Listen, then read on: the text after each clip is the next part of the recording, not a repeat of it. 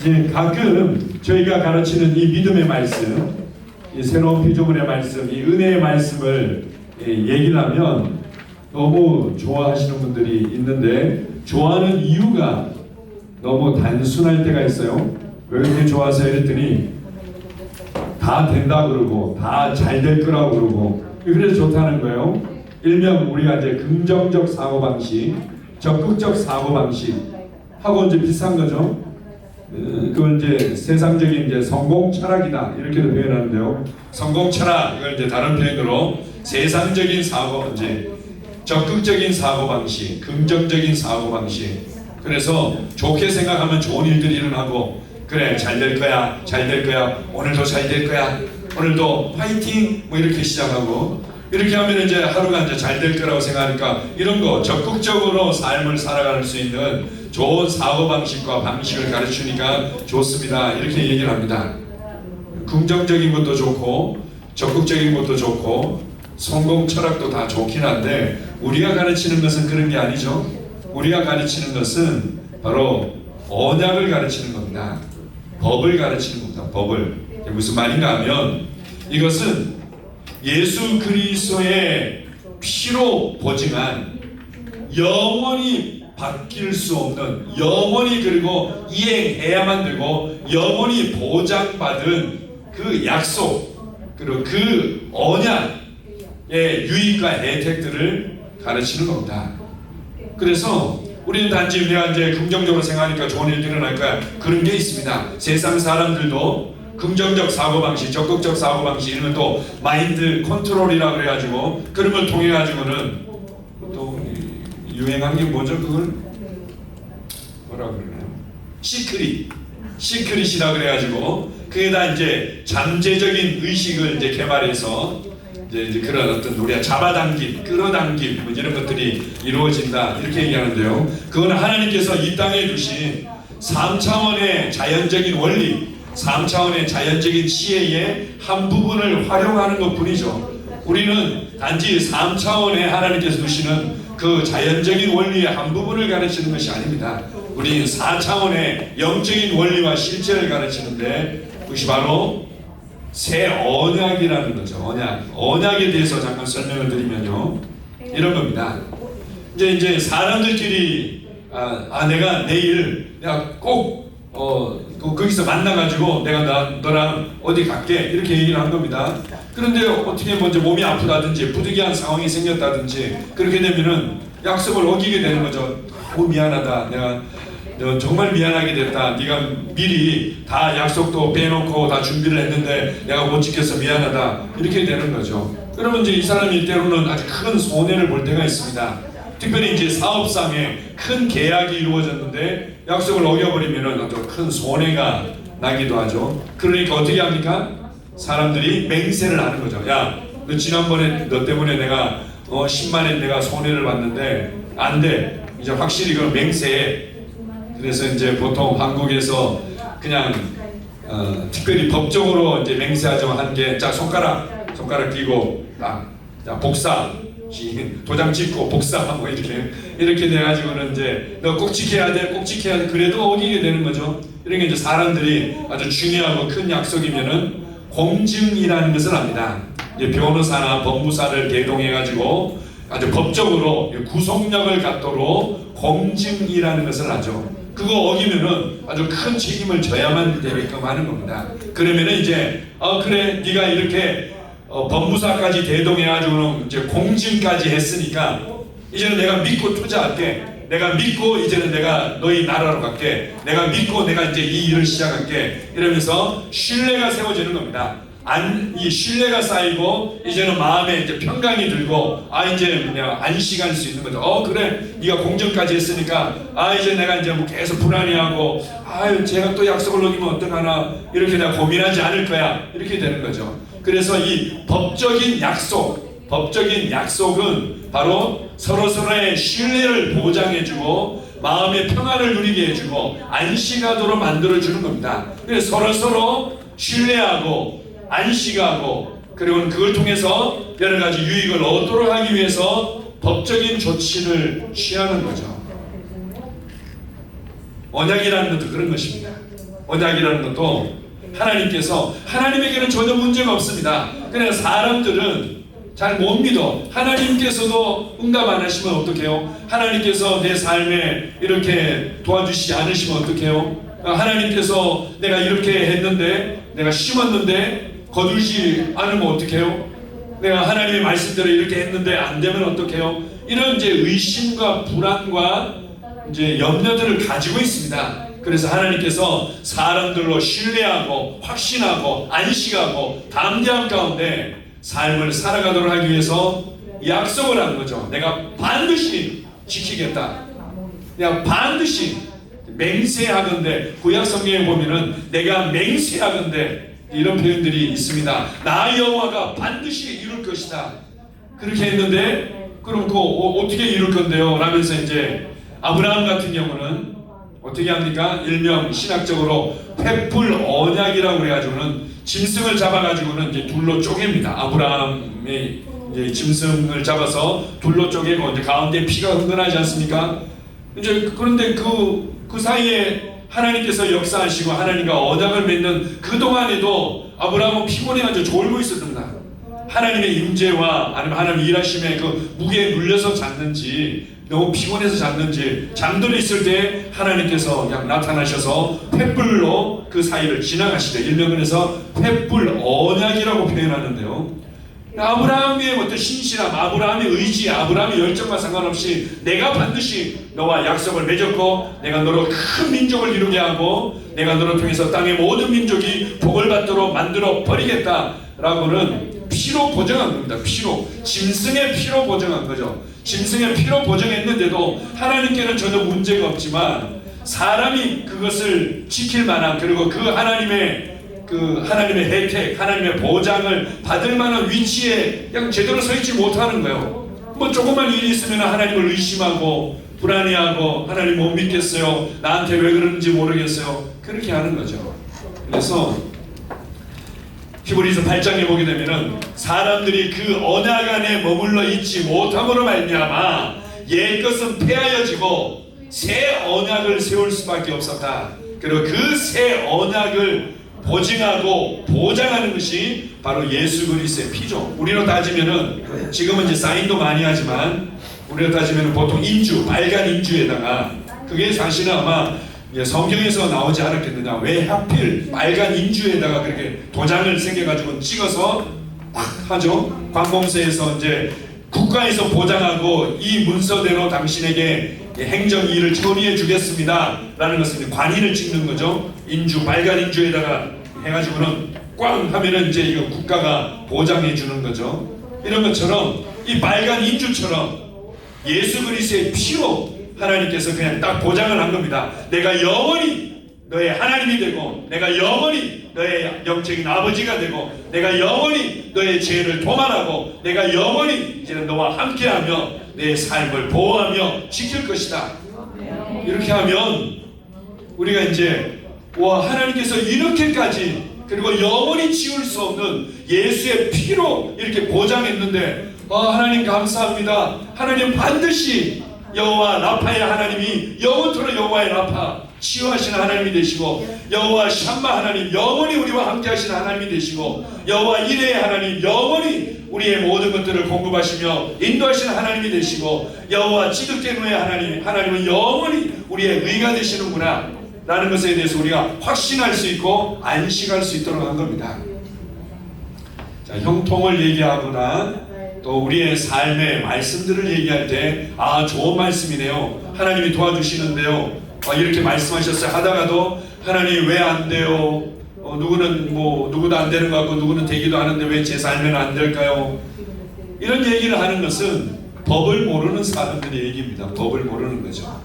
하나님께서 새 언약이라는 것은 바로 이렇게 예수의 피로 영원토록 지킬 수밖에 없게끔 자기 스스로를 구속시킨 겁니다. 자기 스스로 법에, 만약에 이 법을 어기면은 하나님은 하나님이실 수가 없고 불의한 하나님이 되시는 거죠. 불의한 이제 하나님이 되시기 때문에 하나님은 스스로 이 법에 자신을 구속시켜서 영원히 이 법을 지키게 하신 겁니다. 그래서 이제 사람들에게 안식을 주고 확신을 주고 담대함을 주고 그리고 이 새 언약의 유익 가운데 살아가도록 하신 거죠. 형통을 얘기할 때 어디로부터 시작되어지는가 하면 아담과 하와를 처음 창조하신 그 말씀으로부터 시작되어지지만 두 번째 형통을 얘기할 때 항상 언급되어지는 것은 아브라함의 축복입니다. 아브라함의 축복. 아브라함의 축복은 하나님께서 맹세하시고 보장하시고 주신 거죠. 자, 한번 읽어봅시다. 창세기 12장 1절 2절입니다. 시작. 여호와께서 아브라함에게 이르시되 너는 너의 고향과 친척과 아버지의 집을 떠나 내가 너에게 보여줄 땅으로 가라. 내가 너로 큰 민족을 이루고 너에게 복을 주어 내 이름을 창대하게 하리니 너는 복이 될지라.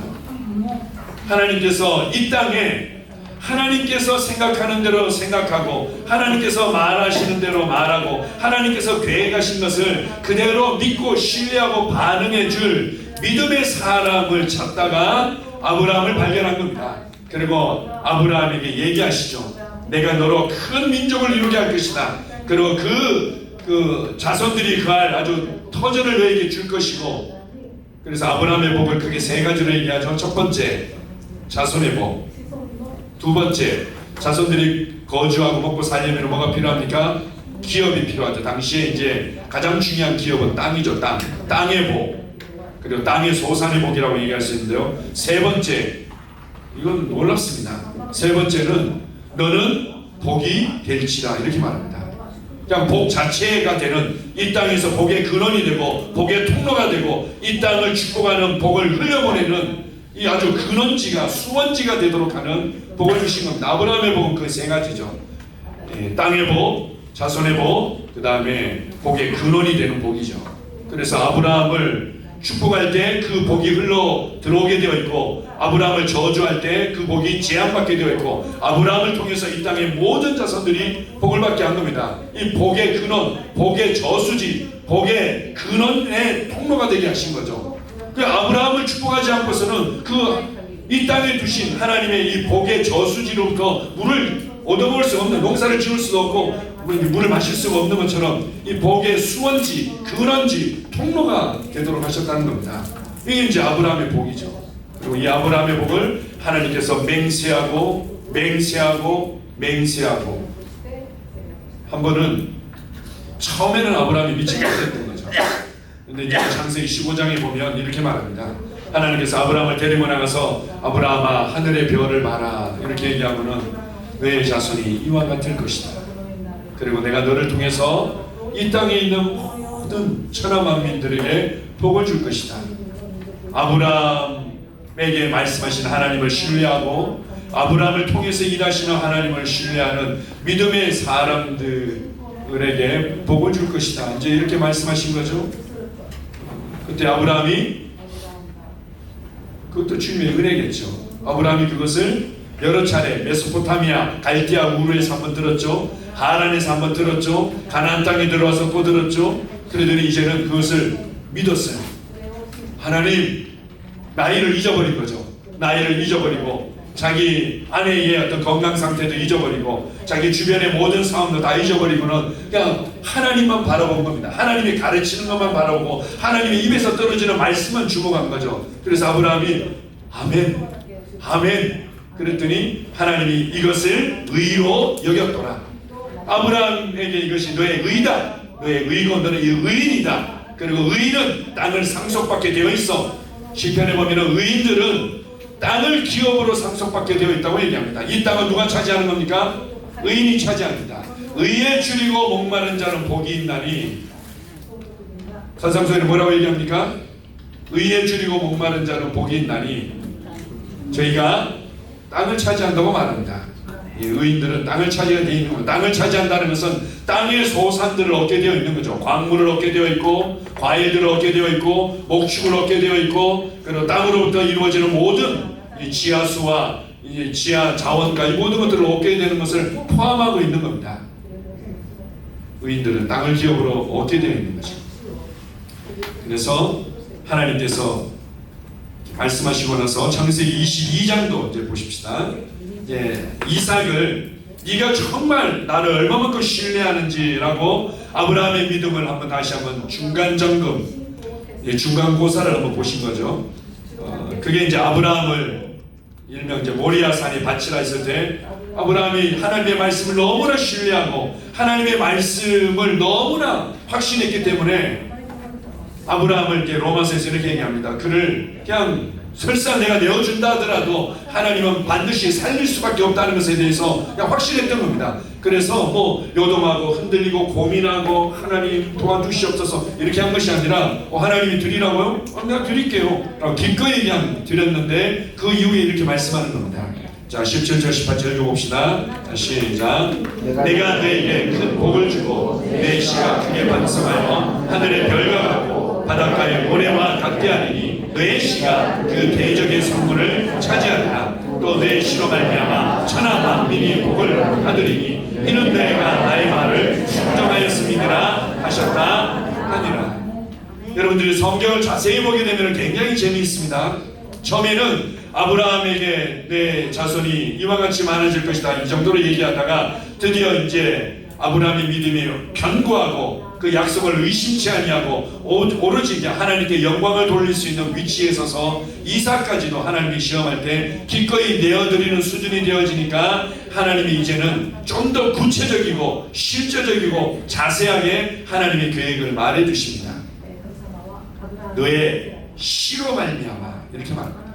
너의 씨가 대적의 성문을 차지하고 너의 씨로 말미암아 천하 만민이 복을 받게 될 것이다. 나는 너의 씨를 통해서 천하 만민이 복을 받도록 문을 열게 될 것이다 라고 드디어 그 씨 정관사고 그 씨에 관한 그 씨라는 것은 우리가 이제 일반적으로 이 씨앗, 씨드라고 생각하는데요. 이 성경에서 이제 특별히 구약 성경에 씨란 얘기는 자손을 의미하는 겁니다. 근데 그냥 자손이 아니라 그 자손이라는 거죠. 그 아들, 그 자손, 그 사람을 통해서 천하 만민이 복을 받게 될 것이다. 그런데 이제 갈라디아에서요 사도 바울을 통해서 놀라운 계시를 주십니다. 하나님께서 이제는 아브라함에게 구체적이고 실제적인 말씀을 하시고 그 축복을 어떻게 실행하실 건지를 계시해 주셨는데 그 자손, 그 아들, 그 사람을 통해서 천하 만민이 복을 받게 하겠다 했을 때 자손들이라고 복수를 쓰지 아니하고 그 자손이라는 단수를 사용했다. 그가 누구냐? 아브라함에게는 이미 이삭이 있었고 이삭의 아들 야곱과 에서가 있었고 야곱에게는 12자녀가 있었고 그 이후에 12족속과 이제 지파들을 이렇게 많은 자손들이 있었는데 하나님은 그들 자손들이라고 얘기하지 않고 이스라엘 민족들이라고 얘기하지 않고 내가 이스라엘 민족을 통해서 너희의 자손들을 통해서 천하 만민이 복을 받게 하겠다 이렇게 말씀하신 것이 아니라 단수를 썼다는 거예요. 단수. 그 사람, 그 씨, 그 자손을 통해서 천하 만민이 복을 받게 하겠다. 그가 누구냐? 바로 그리스도라 이렇게 말합니다. 그리스도. 자, 갈라디아서 3장 16절 29절입니다. 시작. 그 약속들은 아브라함과 그 자손에게 말씀하신 것인데 여럿을 가리켜 그 자손들이라 하지 아니하시고 오직 한 사람을 가리켜 내 자손이라 하셨으니 곧 그리스도라. 너희가 그리스도의 것이면 곧 아브라함의 자손이요 약속대로 유업을 이을 자니라. 그 씨를 통해서 천하 만민이 복을 받게 하고 아브라함의 모든 축복들을 그 씨가 상속받고 그 씨를 통해서 천하 만민도 동일한 아브라함의 복을 받게 될 것이다 이렇게 했는데요. 그가 바로 그리스도라는 겁니다. 그런데 우리가 그리스도께 속한 자면 아브라함의 씨다. 아브라함의 자손이다. 그리고 아브라함의 복을 상속받은 자다 이렇게 말합니다. 이거는 단지 축복해 주시니까 좋으네요 이런 것이 아니라 하나님께서 언약하신 겁니다. 이건 법적인 겁니다. 하나님께서 스스로 법에 자신을 구속시키고 반드시 지키고 반드시 이루고 반드시 그 유익을 누릴 수밖에 없도록 만들어 버린 겁니다. 아까도 처음에 이제 얘기한 것처럼 우리가 가르치는 것은 이제 적극적인 사고방식이 아니죠. 안 아프다, 안 아프다, 안 아프다, 안 아프다, 안 아프다, 안 아프다. 오, 좋아졌어요. 뭐 이런 게 아닙니다. 잘 된다, 잘 된다, 잘 된다, 잘 된다. 그래, 한번 해보자, 잘 된다. 우리도 한번 잘 살아보세. 우리 한국의 새마을운동의 구호처럼 잘 살아보세, 잘 된다, 잘 된다. 이렇게 했더니, 잘 됐어요. 이런 게 아닌 겁니다. 법이라는 거죠. 법이다. 하나님께서 약속하신 것이다. 예수 그리스도의 피로 보증하신 것이다. 그분께서 오시고 죽고 부활하시고 승천하시고 이제는 그 모든 언약을 성취하시고 우리에게 이 모든 것들을 언제든지 꺼내 쓸 수 있는 열쇠를 주셨는데 그 열쇠가 무엇입니까? 아브라함의 복을 언제든지 갖다 쓸 수 있는 열쇠를 주셨는데요. 그것이 바로 예수 그리스도의 이름인 겁니다. 예수 그리스도의 이름인 거죠. 그 이름을 우리에게 주신 겁니다. 이름을 야 내 이름 우리가 이제 적절한 표현인지 모르겠네요. 저 예전에 보면은 이제 이렇게 미리 이제 돈을 입금해 놓고는 내 이름으로 가서 이거 내 이름 대고 이거 이래가지고는 한 10만 원씩 그냥 물건 가져오면 돼. 이런 경우들이 있었습니다. 이미 이제 모든 것들이 다 이제 그 회사나 가게에 내가 이제 뭐 100만 원을 이렇게 입금을 해놨기 때문에 그 100만 원어치는 언제든지 내 이름만 대면 갖다 쓸 수 있는 거죠. 내 이름 대고 그 한 10만 원어치 그 물건 달라고 해. 이런 것처럼 우리에게 예수님의 이름을 사용할 수 있게 한 겁니다. 예수님의 이름으로 그냥 막 갖다 쓸 수 있도록 만든 거죠. 무엇을요? 아브라함의 복을, 아브라함의 유업을. 자, 갈라디아 3장 9절 14절입니다. 자, 시작. 그러므로 믿음으로 말미암은 자는 믿음이 있는 아브라함과 함께 복을 받느니라. 이는 그리스도 예수 안에서 아브라함의 복이 이방인에게 미치게 하고 또 우리로 하여금 믿음으로 말미암아 성령의 약속을 받게 하려 함이라. 에베소서 1장 12절 13절을 보게 되면요, 성령은 하나님의 이 도장과 같은 것이고 이것은 보증이다, 이런 표현들이 있습니다. 그냥 도장을 꽉 찍은 거죠. 예수 그리스도의 피를 묻혀가지고는 영원히 변개할 수 없는, 바뀌지 않는 피를 묻혀가지고는 성령님께서 인을 치신 겁니다. 너는 내 것. 그리고 완전히 그걸 밀봉해버린다. 그래, 인을 쳤다는 것은 그게 두 가지 의미가 있죠. 너는 내 소유다, 이런 의미가 있고, 또 하나는 완전히 너는 내 것으로 내가 밀봉해버렸다. 그 누구도 만질 수 없게 내가 너를 완전히 감싸고 있다. 이제 이런 의미들을 가지고 있죠. 그래서 여기 어떻게 합니까? 이제는 아브라함의 복이 이방인에게 미치게 되었다. 이방인들에게는 아예 언급도 없었는데 이제 이방인들이 예수 그리스도를 구원자와 주님으로 믿고 하나님의 자녀가 됨으로 말미암아 이방인들에게도 동일하게 그리스도의 것이면 너희는 아브라함의 자손이요 유업을 이을 자다라는 것이 완전히 법적으로 보장되어진 겁니다. 그것을 성령님께서 인을 치신 거죠. 그래서 우리 성도들이 성령을 받았다는 얘기는 아브라함의 축복에 대해서 완전히 확증되어졌다, 완전히 보장받았다, 우리는 그 복을 누릴 수밖에 없게끔 모든 법적인 것들이 다 이루어졌다, 이건 이루어진 겁니다. 이거는 이제 내가 복 받았으면 좋겠습니다, 이런 게 아닌 거죠. 이거는 그냥 완전히 예수 그리스도의 죽으심과 부활을 통해서 확증되어지고 성령님을 통해서 완전히 보장되어진 겁니다. 우리 단지 이 땅에서 그것을 이 땅에서 누리는 삶은 어떤 면에서는 맛보는 삶이죠. 영원한 하나님의 나라에서 그 완전한 실제들을 누리게 될 겁니다. 그래서 따라서 고백하겠습니다. 나는 아브라함의 복을 상속받은 자입니다. 아브라함의 복을 받기 위해서 노력해서 뭔가 조금 얻어낸 사람이 아니라 그냥 합법적으로 상속받았고 합법적인 상속자가 되었다, 이런 뜻이죠. 우리 상속받은 자들이에요. 상속받은 자들. 이거는 그 누구도 빼앗아갈 수 없는 법적으로 완전히 내 것인 겁니다. 이것을 인식하고 여기서 출발하는 겁니다. 적극적 사고방식으로 출발하는 것이 아니라 성공 철학적인 관점으로 출발하는 것이 아니라 완전히 확실한 법의 보장과 법의 보호 안에 있는 그 위치에서 시작하는 것입니다. 아멘. 아멘. 잘 따라오고 계십니까? 네. 할렐루야. 그런데 주님께서 우리를 아브라함의 복을 주신 목적은 분명하다는 거죠. 한마디로 천하 만민이 복을 받도록 하기 위해서다. 다른 표현으로 얘기하면 형통의 목적은 분명하다는 것입니다. 그 신약이냐 구약이나 동일한 거죠. 자, 고린도후서 9장 8절을 같이 읽어보겠습니다. 시작. 하나님이 능히 모든 은혜를 너희에게 넘치게 하시나니 이는 너희로 모든 일에 항상 모든 것이 넉넉하여 모든 착한 일을 넘치게 하려 하십니다. 예수 그리스도를 통해서 새롭고 산 길이 열려졌다 이렇게 얘기하죠. 예전에는 이 하나님의 그 충만한 임재와 말씀의 능력과 영광을 상징했던 이 법궤에 나아가서 하나님의 모든 그 말씀을 받고 축복을 받을 수 있는 자격을 갖춘 사람이 없었습니다. 대제사장마저도 자기를 위해서 제사를 드리고 그 피를 의지해서 나아갈 수 있었던 거죠. 그래서 그것이 지극히 거룩한 장소다 해서 한자로 지성소라고 얘기를 했습니다. 성소는 그냥 제사장이 들어갈 수 있었고, 지극히 거룩한 성소 안에 성소, 이걸 지성소라고 얘기하는 거기는 대제사장만이 들어갈 수 있었는데, 휘장이 찢겨짐으로 말미암아 새롭고 산 길이 열려졌다. 이것을 히브리서 5장에서는 은혜의, 히브리서 4장에서는 은혜의 보좌라고 얘기합니다. 은혜의 보좌 앞에 담대히 나아갈지니라.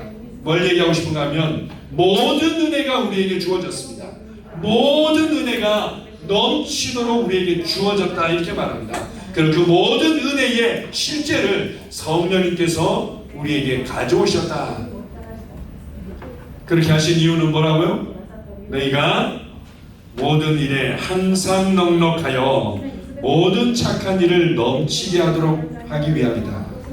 성경에서 말하는 착하다, 선하다, 이제 우리 부자가 나와가지고는 선한 선생이시여 이제 이렇게 얘기를 하죠. 선한 랍비시여, 제가 어떻게 하지 영생을 얻으리까? 예수님께서 왜 나를 선하다고 하느냐? 선한 분 오직 하나님 한 분뿐이시다. 여기에는 뭐 여러 가지 해석이 있지만 어쨌든 이 선하다 할 때는 그것은 하나님께 대해서 하나님이 행하신 일, 그리고 예수 그리스도께서 행하신 일을 사도행전 10장 38절은 그가 두루 다니시며 착한 일을 행하시고 선한 일을 행하시고 이렇게 말합니다. 선한 일, 착한 일의 기준은 예수님이시죠. 예수님과 같은 일들을 하도록 하기 위해서 우리에게 모든 은혜를 넘치도록 하셨다. 그 모든 은혜가 우리는 모든 것에 넉넉하도록 만들 뿐만 아니라 물질적으로만 넉넉한 것이 아니라 시에도 넉넉하게 하고 담대함에도 넉넉하게 하고 이 평강에도 넉넉하게 하고 그리고 탁월함에도 넉넉하게 하고 모든 면에서 넉넉하게 해서 뭐하도록요? 모든 착한 일이 넘치도록 하게 하셨다. 보장받은 자들이라는 거죠. 기독교는 뭔가 내가 좀 더 수고하고 노력하고 종교 생활을 통해서 하나님으로부터 복을 받기 위해서 노력하는 종교가 아닌 거죠. 그게 아닙니다. 보장받은 거죠. 예수 그리스도께서 친히 값을 지불하시고 새롭고 산 길, 새롭고 살아있는 생명의 길, 그 은혜의 보좌 앞에 담대히 나아갈 수 있는 그 길을 여시고 모든 은혜들을 언제든지 누릴 수 있게 하셨는데, 그것은 모든 것에 넉넉하도록 그걸 통해서 모든 선한 일, 예수 그리스도께서 살으셨던 삶을 사랑하도록 하기 위함이다. 우리 옆 사람들 축복하고 당신은 예수님의 삶을 사는 자입니다.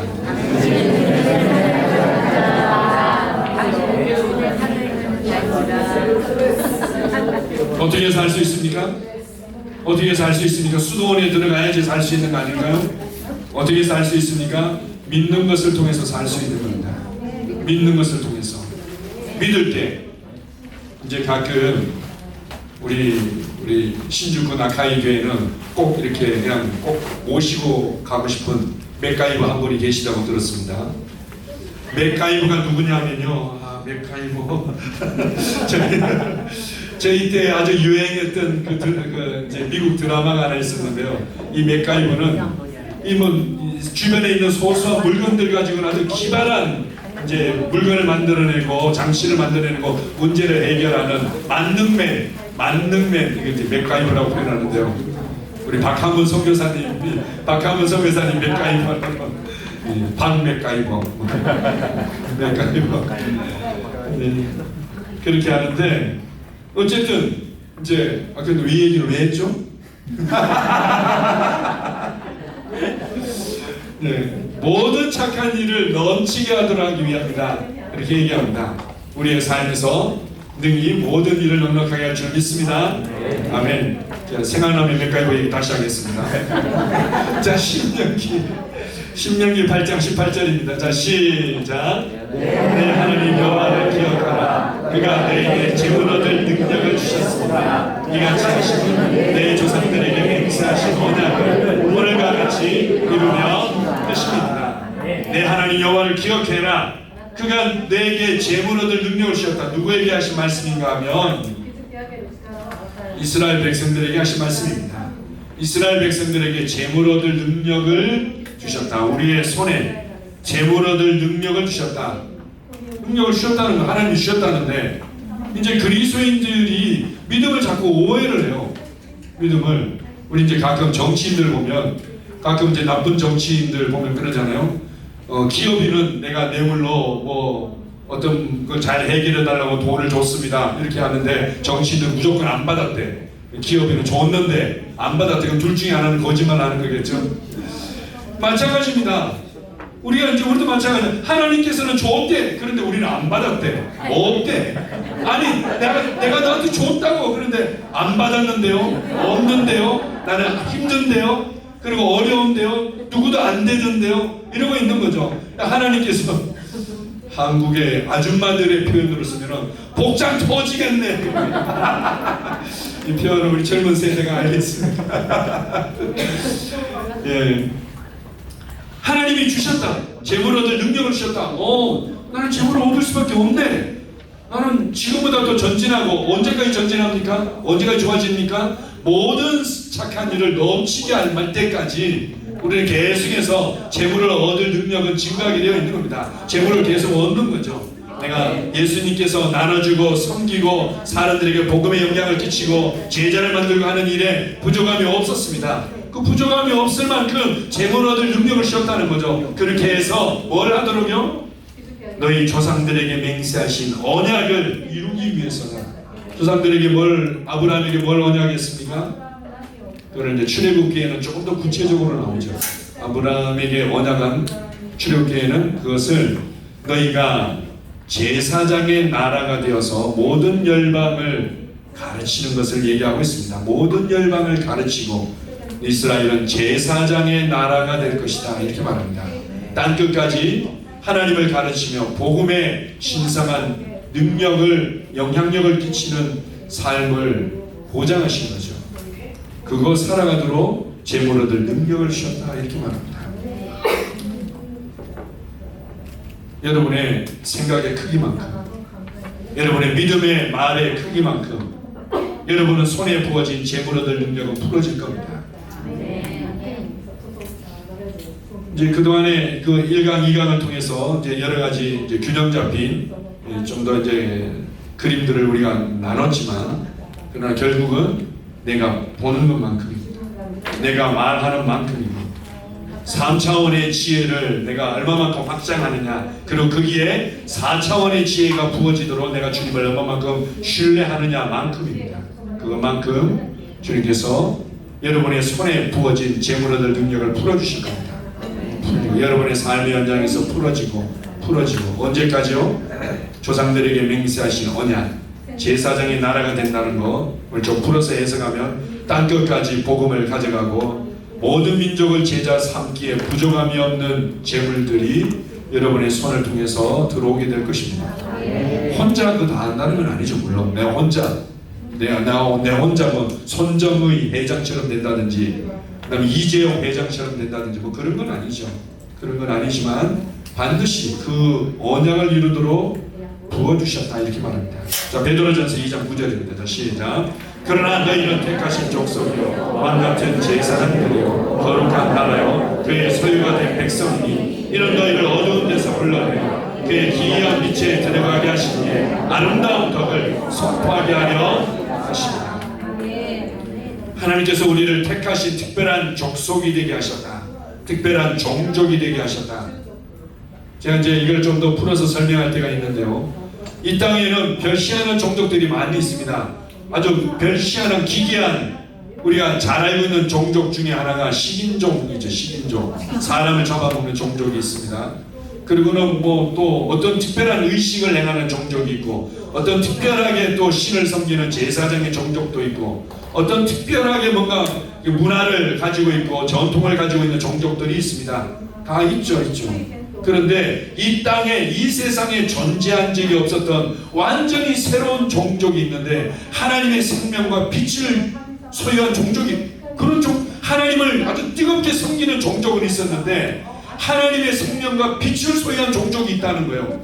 그리고는 하늘의 권세를 이 땅에 풀어놓는 종족이 있다는 거죠. 믿음으로 세상의 모든 상황들을 바꿀 수 있는 종족이 바로 예수님이 보여주셨던 그런 종족이 이 땅에 새롭게 태어났다는 겁니다. 새로운 종족이 이 땅에 이루어진 거죠. 그것이 바로 그리스도인이고 그들의 공동체를 교회라고 얘기하는 겁니다. 너희는 그렇게 새로운 종족이다. 그리고 왕같은 제사장들이다. 거룩한 나라다. 그의 소유가 된 백성이다. 이게 우리가 많이 읽다 보니까 좋은 말씀이네요. 하나님께 나는 그런 사람인 모양이네요. 이런 수준이 아니라 이건 이전에 존재한 적이 없었던 완전히 좀 놀라운 종족이 되게 하시고 하나님의 선민 부름받은 족속이 되게 하셨다. 이유는 뭐라고요? 아름다운 덕을 선포하도록 우리를 이러한 기이한 빛을 다른 표현으로 하면 영광이죠. 하나님의 영광 안으로 들어가도록 하는, 그리고 하나님의 영광을 소유하게 된 것을 땅끝까지 전파하도록, 아름다운 덕을 선포하도록 복음 전파를 위해서 그렇게 하셨다는 겁니다.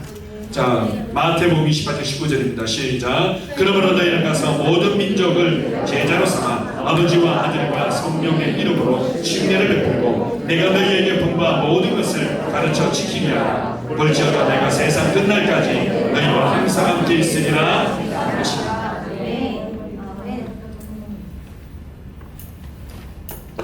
하늘과 땅의 모든 권세를 교회에게 주셨습니다. 하늘과 땅의 모든 권세를 사용할 수 있는 열쇠를 교회에게 주신 거죠. 천국의 열쇠를 주신 겁니다. 그 천국의 열쇠가 뭡니까? 예수 그리스도의 이름이죠. 내가 천국의 열쇠를 베드로에게 줬다 그래서 베드로가 이제 1대 교황이 모양이다 이렇게 하는데, 그 천국의 열쇠는 바로 예수 그리스도의 이름이죠. 하늘과 땅의 모든 권세를 예수 이름을 통해서 사용할 수 있게끔 그 어마어마한 권세를 줬습니다. 뭐 하기 위해서요? 저 허리 좀 아픈 거 낫게 하도록 하기 위해서요. 그럼 그 정도의 권세가 사실은 필요 없죠. 그 어마어마한 권세, 예를 들어서 내가 엄마 나 가서 아이스크림 31 아이스크림 라면서 나 그 아이스크림 그 이렇게 하면 10,000원인데 10,000원짜리 사 먹고 싶어 이런데 엄마가 1,000,000원을 탁 주고 자 가서 마음껏 사 먹어. 애 보고 뭐 아이스크림 먹다 죽으란 얘기인가? 1,000,000원씩이나 줄 필요가 없는 거죠. 그냥 10,000원만 주면 되는 거예요. 근데 하나님께서 1,000,000원을 준 거나 마찬가지로 뭐 하려고요? 10,000원짜리 아이스크림 사 먹으라고? 아닙니다. 땅끝까지 복음을 전하는, 땅끝까지 복음을 전해야만 되기 때문에, 모든 민족을 제자로 삼아야 되기 때문에 이것이 결코 단순하고 쉬운 일이 아니기 때문에 하늘과 땅의 모든 권세를 교회에게 주신 겁니다. 그러니까 10,000원만 준 것이 아니라 1억, 100억, 1,000억을 주신 거죠. 사실은 아이스크림 하나 사 먹는데 그 많은 돈이 필요 없는 겁니다. 단지 그냥 나 이 좀 괴로운 문제 좀 해결하는데 주님 도와주시면 좋겠어요. 그리스도인의 삶은 그 정도의 삶이 아니라는 거죠. 비록 나의 영적인 과정은 여기서부터 그냥 아주 좀 더디게, 때로는 더딘 것처럼 보이고 한 걸음 한 걸음 시작되는 것 같을지라도 우리는 하늘과 땅의 모든 권세를 가지고 모든 민족을 제자 삼도록 권세를 받은 자들입니다. 아멘. 우리 옆사람도 축복하겠습니다. 당신은 위대한 권세를 받은 자입니다.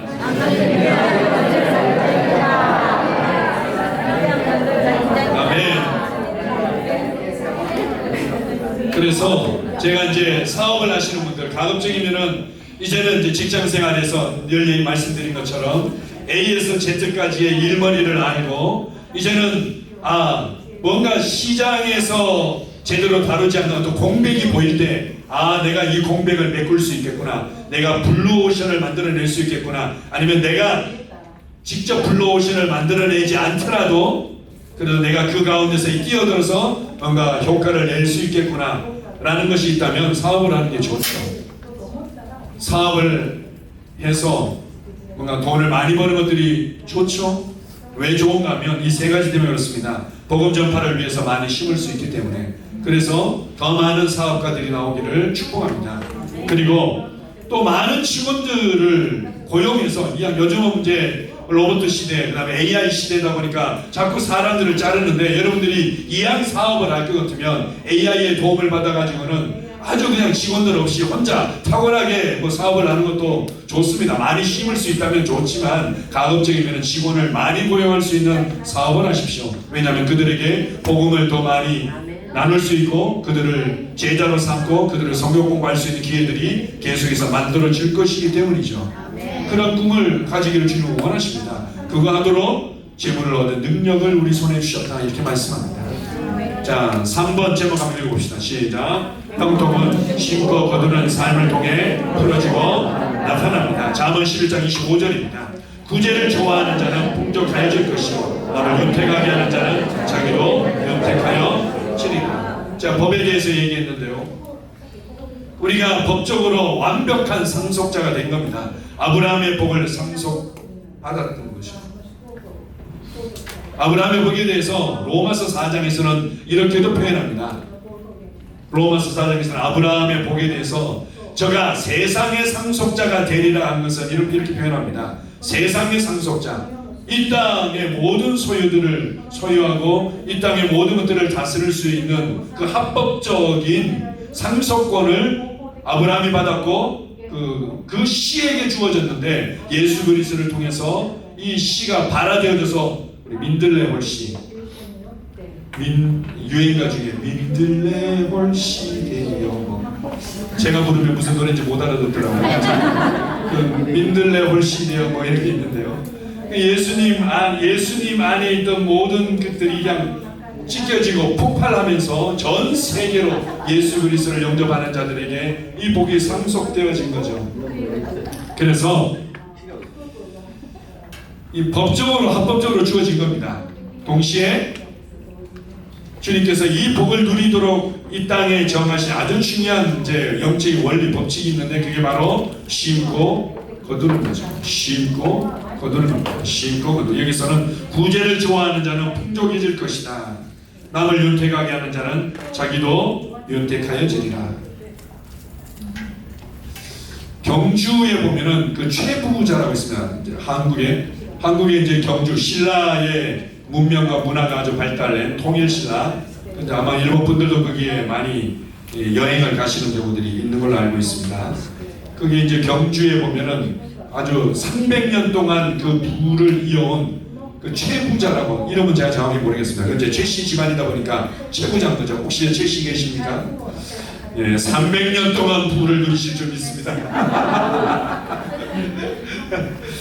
예, 이제 최부자가 있는데요.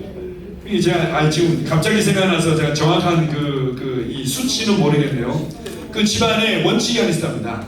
집안의 원칙이 어떻게 하면 아껴서 써라, 뭐 요거는 자린고비처럼 이렇게 해라, 이런 것이 아니라, 정확하게 제가 수치는 모르겠습니다. 그런데 심리 안팎에 배를 고르는 사람이 없도록 만들어라.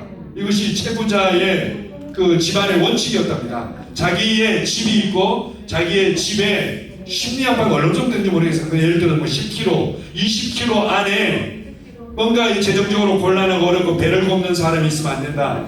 이게 이제 철칙이었던 거죠. 그러다 보니까 그 주변에서 사람들이 다 칭송하고, 그리고 무슨 일이 있으면 와서 기꺼이 도와주고, 그렇게 한 겁니다. 그래서 아무리 나라적으로 국가적으로 우환이 있고 문제가 있더라도 사람들이 오히려 보호해주고 지켜주다 보니까 된 겁니다.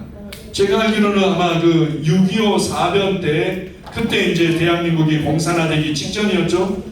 그래가지고는 이제 사람들이, 노비로 살았던 사람들이 막 주인을 죽이기도 하고 막 이런 사건이 있을 때 오히려 동네의 모든 사람들이 그 집안을 보호해주고 지켜줬다는 일화가 있습니다. 구제하면 오히려 풍족하게 된다, 이렇게 얘기를 하고, 남을 윤택하게 하는 자는 자기도 윤택하게, 이게 이제 하나님이 주신 심고 거두는 법칙인 거죠. 자, 신명기 14장 28절 29절입니다. 시작. 내 3년 끝에 그의 소산의 10분의 1을 다 내어 내 성읍에 저축하여 너희 중에 분깃이나 기업이 없는 레위인과 내 성중에 거류하는 객과 및 고아와 과부들이 와서 먹고 배부르게 하라. 그리하면 내 하나님 여호와께서 내 손으로 하는 범사에 내게 복을 주시리라. 내 하나님 여호와께서 내 손으로 하는 범사에 내게 복을 주시리라. 어떻게 할게요?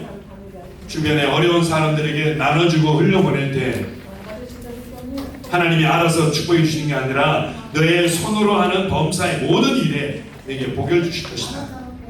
뭔가 당장의 눈에는 안 나타날 수도 있는데 내가 손으로 하는 모든 일들에 하나님의 축복이 풀어진다는 것, 하나님의 축복이 풀어진다. 얼마나 좋습니까? 자, 고린도후서 9장 10절입니다. 심는 자에게 씨와 먹을 양식을 주시느니가 너희 심을 것을 주사 풍성하게 하시고 너희 의의 열매를 더하게 하시리니. 자, 이건 참 많이 들었던 내용인데요. 이게 아주 놀라운 부분들이 크게 두 가지가 있습니다. 하나님께서 우리에게 주실 때는 다시금 우리의 먹을 양식과 동시에 씨를 주신다는 거죠.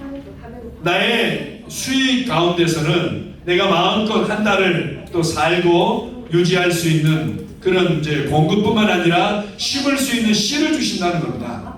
씨와 함께 먹을 것을 주시는 거지 모든 것이 내가 먹고 마실 수 있는 그 월급, 그 이제 그 재산이 아니라는 거죠. 반드시 씨와 먹을 것을 주셨다. 그 다음에 더 놀라운 것이 있습니다. 이 씨를 심는데 내가 물질을 심었는데 심을 줄 한만 해도 뭐 소용이 없는 것 같아요. 헌금을 해도 뭐 별로 저한테는 그렇게 축복으로 돌아오지 않는 것 같아요. 제가 성경금을 아껴서 했는데 저한테 뭐 별로 제 삶에는 재정적으로 돌아오는 게 없는 것 같아요. 아니 일정 기간 그럴 수도 있을 텐데 뭐라고 얘기합니까? 풍성하게 하실 뿐만 아니라 너희 의의 열매를 더하게 하시리니 이렇게 말합니다.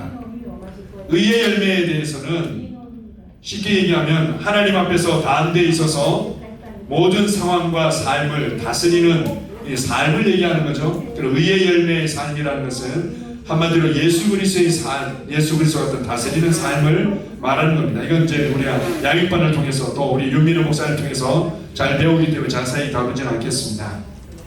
보십시오. 내가 물질을 심었는데 뭘 거둔다고요? 의의 열매를 거둔다는 거예요.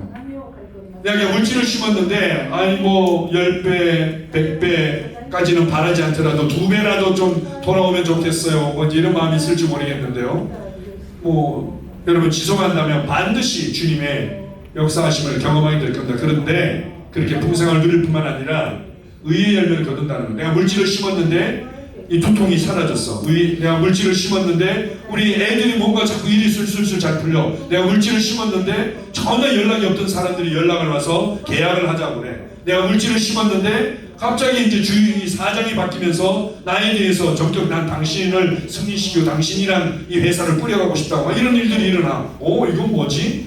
이게 이제 심었는데 의의 열매를 거둔다는 겁니다. 심을 때 주님께서 풍성하게 할 뿐만 아니라 의의 열매를 거두게 된다.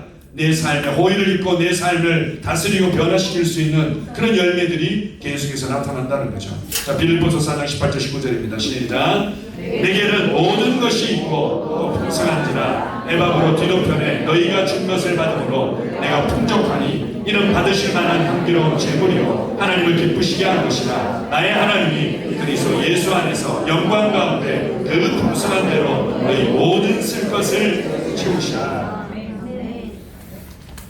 빌립보서의 4장에 나오는 내용은 지금의 우리의 표현대로 하면 선교 헌금을 얘기하는 겁니다. 선교 후원, 선교 헌금을 이렇게 지속적으로 했는데 사도 바울이 그것을 받으면서 축복하는 내용입니다. 내가 마음에 감사함으로 받을 뿐만 아니라 하나님에게 향기로운 제물이다. 하나님께서 향기롭게 받으신 이 참 아름다운 제물이다. 뿐만 아니라 하나님께서 그렇게 흠양하셔서 그의 영광의 풍성함대로 그의 영광의 내가 생각하는 수준이 아니라 그의 영광의 풍성한 대로 너희 모든 쓸 것을 채우시리라. 이 말씀을 아멘으로 취하십시오. 그의 영광의 풍성한 대로 그의 영광의 풍성한 대로 그의 영광의 풍성한 대로 나의 모든 쓸 것이 채워집니다. 나의 모든 쓸 것이 채워집니다. 나의 모든 쓸 것이 채워집니다. 뭐 하는 거였습니까? 묵상하는 거였고 이게 믿음의 고백인 거죠. 하나님의 말씀에 나를 지시는 겁니다. 그 얘기 주님께서 생각나게 하셨네요. 우리 왜 맥가이버 얘기를 했는지. 우리 이제 예를 들어서 진짜로 그러신 분이 예를 들어서 이제 이왕이면 이제 정원이 있는 집으로 이사 가서 사신다고 해보십시오. 이 잔디에 이제 물을 매번 줘야 되는데 어떤 데는 너무 넓은 데로 가가지고는 호수를 구입했는데 이 호수가 이게 너무 짧아가지고는 저 멀리까지 물을 주기 어려워. 요즘은 이제 기계로 칙칙칙칙칙 뭐 이렇게 뿌리는 것들 많이 있긴 있지만 예전처럼 호수로 물을 준다고 생각해 보십시오. 너무 짧으니까 이 연결을 해야 돼. 그래가지고는 이제 우리 성교사님께서 막 창고를 막 뒤지더니 호수를 하나 가져왔어. 근데 호수가 이 굵기가 다르네. 굵기가 달라가지고는 이게 어떻게 될 수가 없는 거야. 그러니까 부랴부랴 가가지고는 이 테이프를 가져와가지고는 억지로 이제 이렇게 끼워가지고는 막 테이프를 붙여가지고는 물이 줄줄줄줄 새는 가운데 뭐 어떻게 이제 주는 문제 이런 상황이 있을 수 있는 겁니다.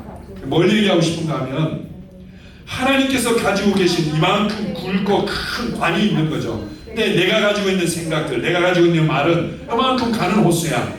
그러니까 이게 나의 삶에까지 하나님의 축복과 은혜들이 그냥 콸콸콸콸 흘러가고 나타나야 되는데 이 관이 너무 굵기가 달라가지고는 이 어떻게 이 물이 제대로 공급이 안 되는 거죠. 쫄쫄쫄쫄 이렇게 될 수밖에 없어. 여기서는 하나님의 어마어마한 이 수도 꼭지를 통해서 막 물이 콸콸콸 하는데 내가 이 연결해야 될 이 관이 호수가 너무 좁고 작고 짧은 거죠. 이게 우리의 생각의 크기입니다. 그게 우리의 믿음의 말의 크기고 그것이 바로 우리가 하나님의 4차원 지혜를 받아낼 수 있는 3차원의 지혜의 크기인 거죠. 그것이 바로 내가 섬기고 씻는 크기입니다. 그게 그렇게 가늘고 작고 짧으면은 이 제대로 내 삶에 팍팍팍팍 흘러가서 이렇게 좋은 열매로 공급될 수가 없는 거죠. 이해가 되십니까? 아멘. 자, 누가복음 중요한 부분들을 누가복음 16장 11절 13절입니다. 시작. 너희가 만일 불의한 재물에도 충성하지 아니하면 누가 참된 것으로 너희에게 맡기겠느냐? 너희가 만일 남의 것에 충성하지 아니하면 누가 너희의 것을 너희에게 주겠느냐? 집 하인이 두 주인을 섬길 수 없나니 혹 이를 미워하고 저를 사랑하거나 혹 이를 중히 여기고 저를 경히 여길 것입니다. 너희는 하나님과 재물을 겸하여 섬길 수 없느니라. 자, 보십시오. 여기에 굉장히 중요한 단어가 나오는데 충성이라는 단어가 나옵니다. 충성, 한자로 보면은 마음 중심으로 아주 성심성의껏 다하는 것, 이것을 이제 충성이라고 얘기를 하죠. 어디에 충성하라는 겁니까? 불의한 재물에 충성해라 이렇게 얘기합니다. 이거 참 어려운 얘기죠. 아니, 불의한 재물이 뭘까요? 사람을 속여가지고 사기쳐서 번 재물이고 나쁜 짓 해서 뭐 마약 팔아서 번 재물, 뭐 난 그런 재물도 없는데 뭐 그런 걸 얘기하는 걸까요? 그게 아니죠. 성경을 자세히 읽어보면 왜 성경에서 불의한 재물이라고 얘기했나 하면 재물은, 돈이라는 것은 기본적으로 사람을 불의하게 만드는 속성을 가지고 있다는 의미입니다. 돈 자체는 기본적으로 사람을 불의하게 만들고, 내가 돈에 집중하고 돈 때문에 돈이 많으면 기분이 좋고 돈이 적으면 불안해하고 답답해하고 그다음에 돈 때문에 싸우고 이렇게 하면 그것은 사람을 불의하게 만드는 속성을 가지고 있다는 거죠. 다른 말로 얘기하면은 내가 어떤 생각으로 어떤 태도로 어떻게 사용하느냐에 따라서 이 불의의 재물은 의로운 재물이 될 수 있는 겁니다. 그런데 이 재물에 내가 충성해라. 충성하는 얘기는 하나님께서 계획하시고 목적하신 대로 사용해라 이런 겁니다.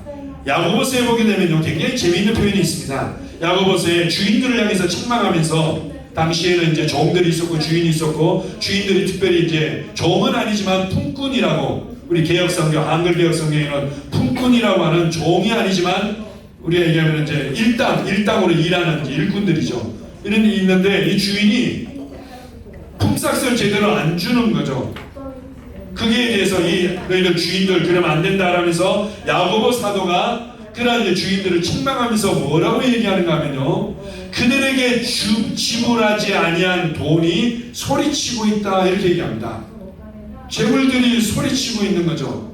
재물들이 나를 하나님께서 계획하시고 목적하신 대로 사용해 달라고, 의롭게 사용해 달라고 소리치고 있다는 겁니다. 그래서 이 불의한 재물들에게 충성하기를 원한다. 충성한다는 것은 이것을 하나님께서 계획하시고 목적하신 대로 사용하기를 원한다.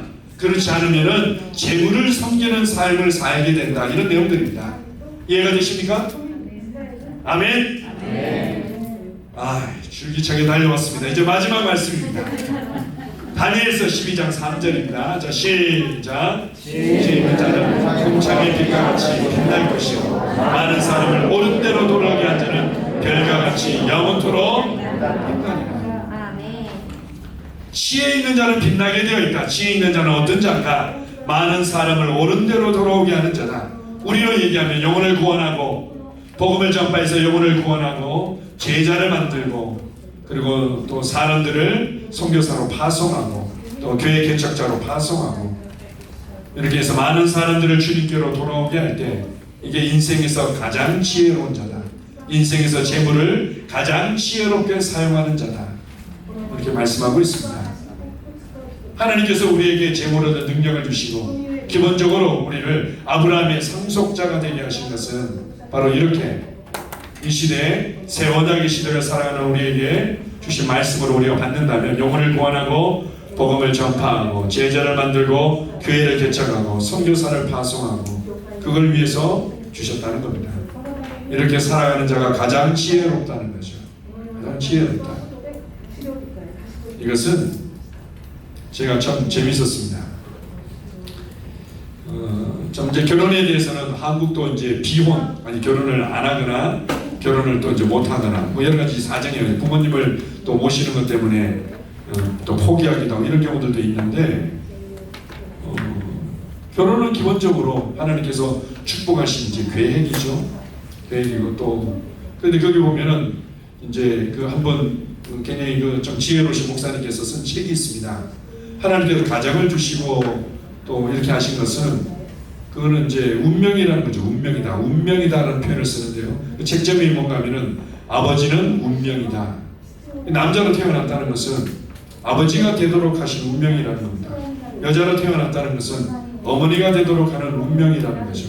이 하나님의 창조의 질서와 원리입니다. 마찬가지로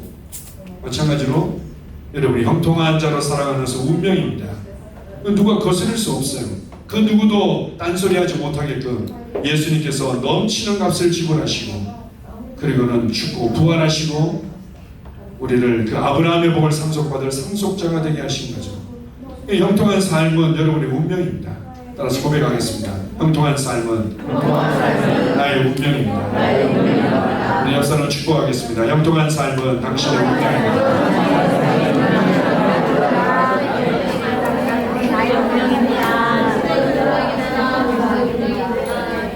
이 운명을 가장 지혜롭게 살아가는 사람이 누구라고 말합니까? 영혼을 구원하고 복음을 전파하고 제자를 만들며 교회를 개척하고 선교사들을 파송하고 이 일을 위해서 심고 나눠주고 베풀고 섬기는 삶을 살아가는 자가 가장 지혜롭다.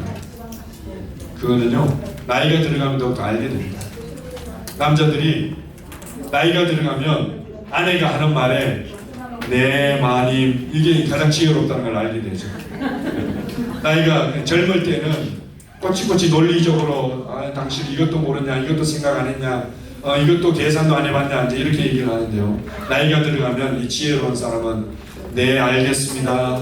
네 마님 예 제가 잘하겠습니다. 이게 지혜로운 거죠. 마찬가지로 제가 우리 형제님들에게 팁을 드리는 겁니다. 인생의 팁을 드리는 겁니다. 경환 형제 인생의 가장 지혜로운 팁을 드리는 겁니다. 네 마님 이렇게 마찬가지로 여러분들이 네 알겠습니다. 주님의 말씀을 위해서 살아가는 삶이 가장 지혜로운 삶인 줄 믿습니다. 아멘.